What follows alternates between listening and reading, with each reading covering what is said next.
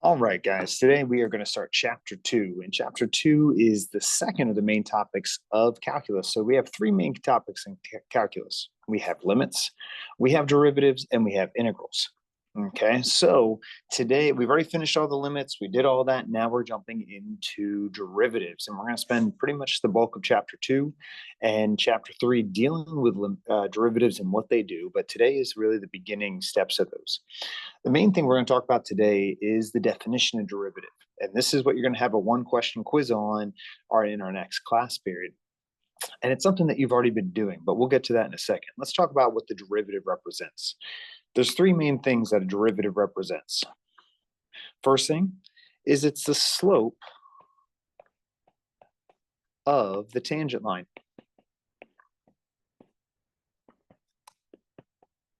Okay, and so I got a graph over here, and a tangent line is something where if you have a point on a graph, the tangent line actually goes right along that point and only touches the graph at one point. All right, and it follows the curvature of that graph, so it actually has the slope of that exact point right there. And so when we're dealing with this is a tangent line. What we normally find the slope of is between 2 points. If I were to take 2 points here and draw a line, that right there is a secant line. And normally we would use what we call the average rate of change for a secant line. We take 2 points, we find the slope between those 2 points, that's called the average rate of change. And a tangent line is only at 1 point, which is also why the second thing that it is the instantaneous rate of change.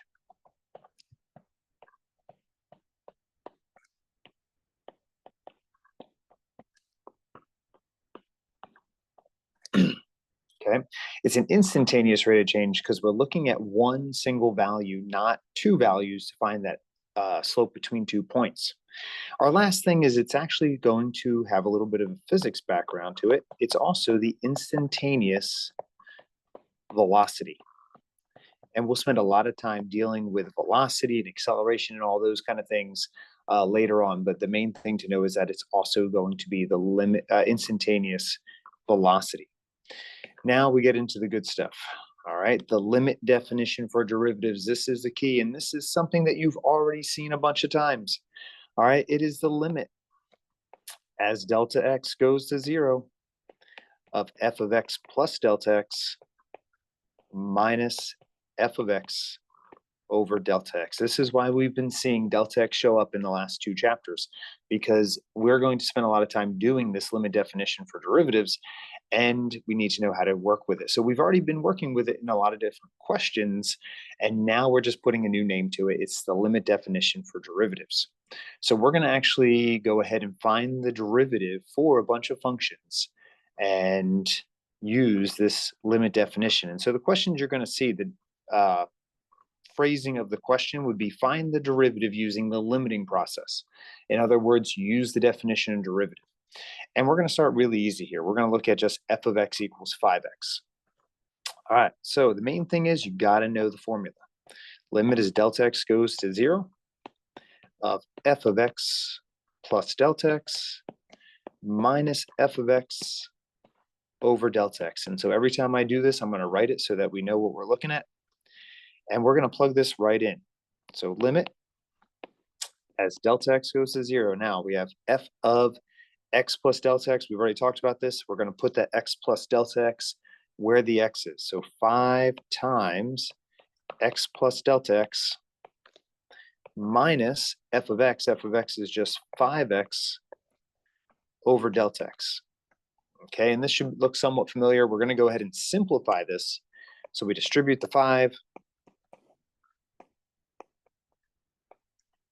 which then is going to give us 5x plus 5 delta x minus 5x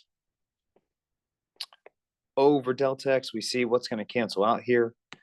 Our 5x's cancel. And then what we get is limit as delta x goes to 0 of 5 delta x over delta x, which then the delta x's cancel out, leaving you with just the constant 5 So our answer here is 5. That would be the derivative of the graph of 5x. Now, what's going to happen is you're going to get functions as your derivative in most cases.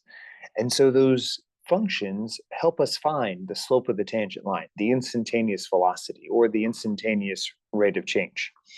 All right. Well, there's also different notations for derivatives, and that's one of the things we also want to make sure that we're familiar with. So these are the main types of notations that we see for a derivative. The first one being one of the most common. The first one, this f with little hash mark there of x, this really just means f prime of x. That's how we read that, f prime of x. We'll see that a lot in a lot of the things that we do. So technically what I could do for that 5 up there is I could say f prime of x equals 5. Another one that's really common is the dy over dx, the change in y over the change in x. This is exactly what this is. If you go back to that limit definition for a second, this is really just our change in y over change in x. It's slope, but it's slope as that change of x goes to 0. In other words, there's no change in the x. All right, so dy over dx is another common one. We usually use that if we have like a y equals equation. D over dx of f of x is something that we'll see a lot with like when we do rules and different definitions and stuff. Y prime is like a shorthand one. Anytime you have a function with a letter or the variable equals something, you can always do just that letter prime. All right, so this is just y prime is how we say that. And this last one, this d sub x of y, I've only seen that one time. It's not very common, but I show it to you just in case you ever come across it. Okay, so let's go ahead and do some more practice. We're going to kind of build our way up. Like I said, you have one question quiz on the definition of derivative. So I'm going to do a couple of these, finishing off with the level of difficulty that I want you to be able to do. So our next one here is going to be this negative 2x minus 4. So again, definition of derivative, limit as delta x goes to 0 of f of x plus delta x minus f of x over delta x. All right, so we're going to plug this in here. So we got limit delta x goes to 0 of f of x plus delta x. I got 1x here, so I'm going to do negative 2 x plus delta x minus 4 minus, all right, we have minus f of x, so I'm going to put in parentheses negative 2x minus 4. There's my f of x all over delta x. From there, limit as delta x goes to 0. We're going to go ahead and distribute. So negative 2x minus 2 delta x minus 4. Distribute the negative, plus 2x plus 4 over delta x. And if you remember from previous lessons, anything that doesn't have a delta x should cancel. So 2x cancels with 2x, 4 cancels with 4. And so what we end up with here is another situation where we get limit as delta x goes to 0, negative 2 delta x over delta x. The delta x's cancel. And then we can actually finish this out. I'll write one more step, even though I didn't on the last one. Limit of a constant is always a constant. And so our derivative, f prime of x, is equal to negative 2 in this case. All right, and I'd write it just like that. F prime of x equals negative 2. So two linear functions, both of them worked out to just be constants. Well, let's take a look at a little bit harder. Let's jump up to a quadratic. And so just to kind of be clear, you may notice that I'm writing limit as delta x goes to 0 on every single one of these lines. Yes, you need to be able to do this on your one question quiz. I want to see all your work, every step of it, including those limits. All right, so number 3, let's take a look at a quadratic now. Same thing, we got that limit as delta x goes to 0 of f of x plus delta x minus f of x. Oh, light shut off.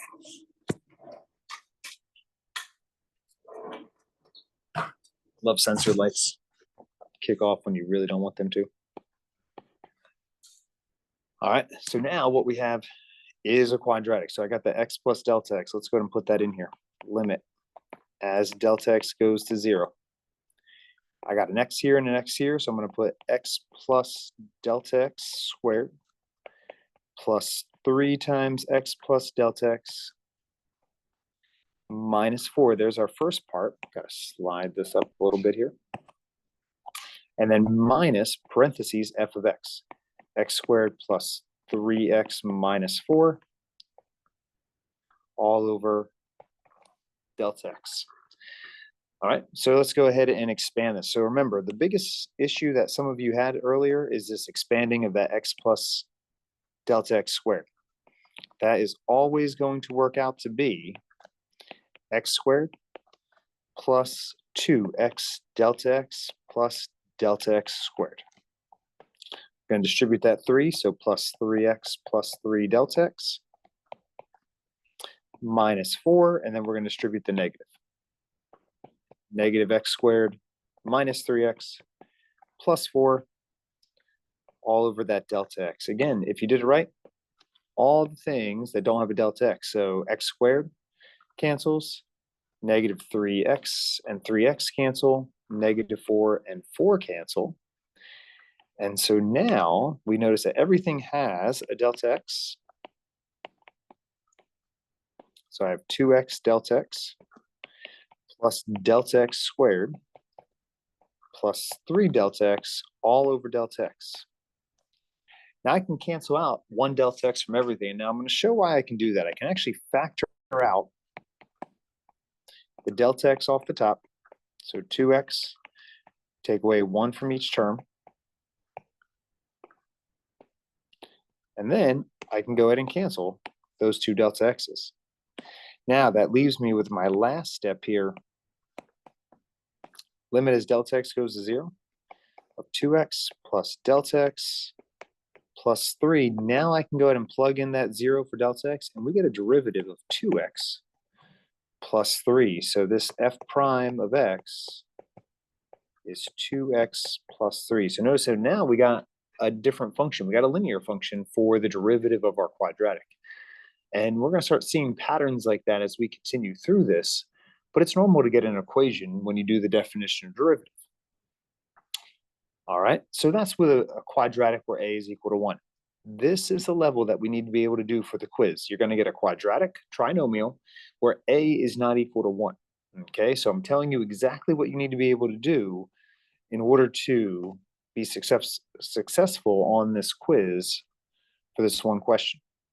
Okay, so let's go ahead and put this in here. Let's write down our limit definition so we keep remembering it. The more you write something, the more it sticks in that brain.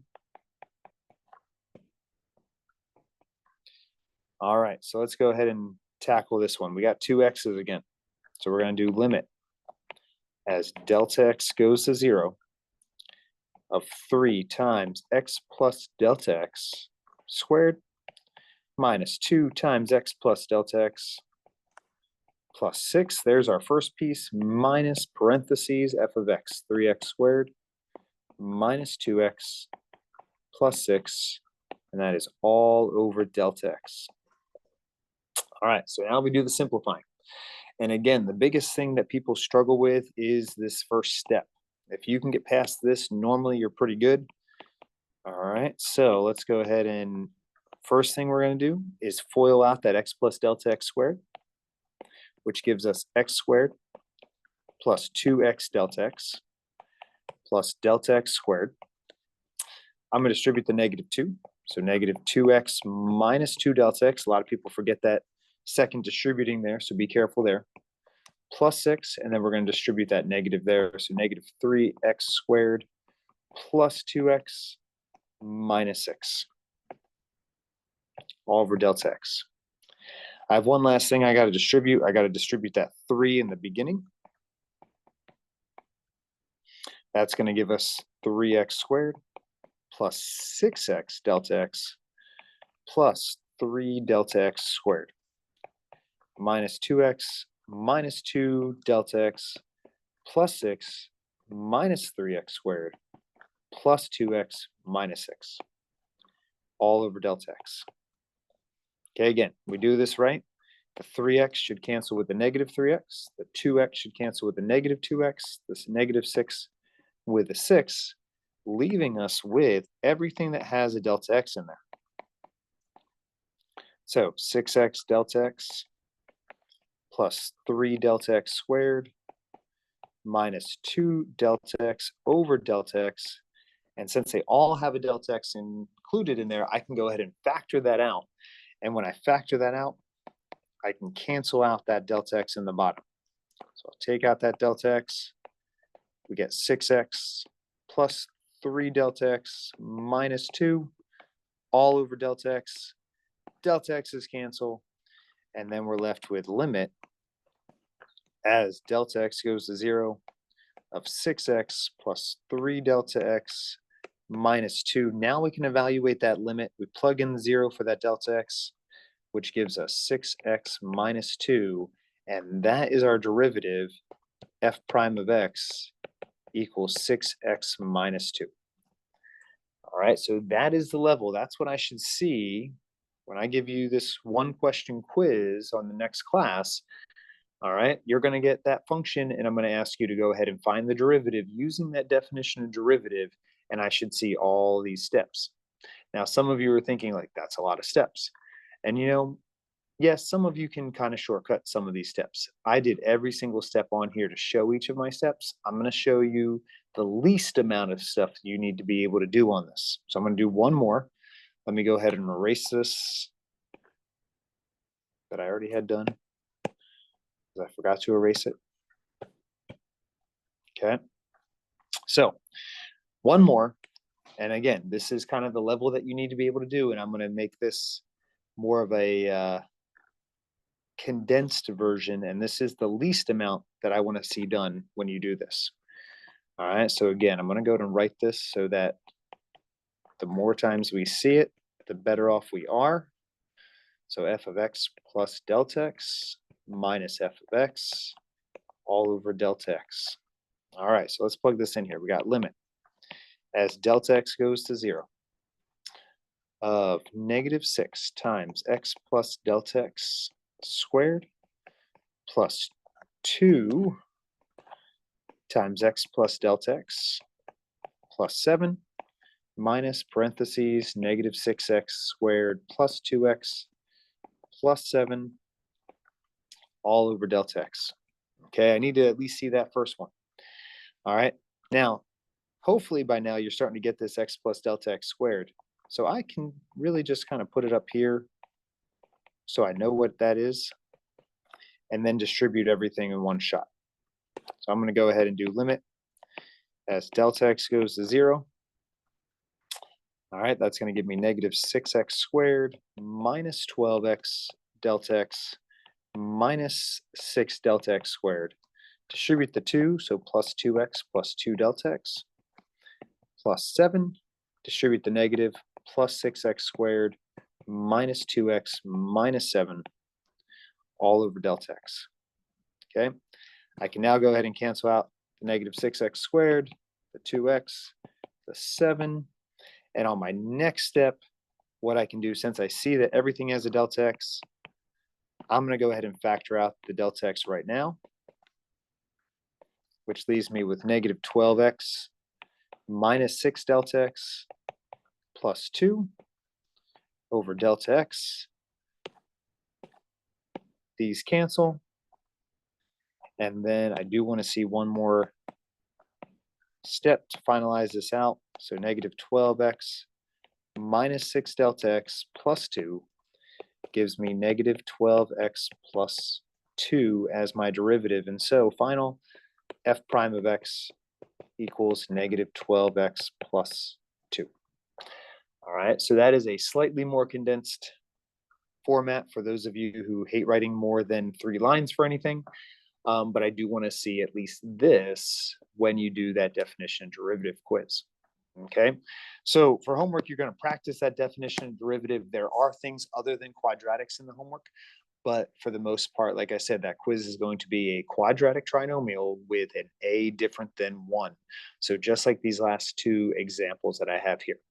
All right, practice that definition and derivative. Be ready for that quiz. And then the next lesson, we're going to learn a little bit more about derivatives. So good luck.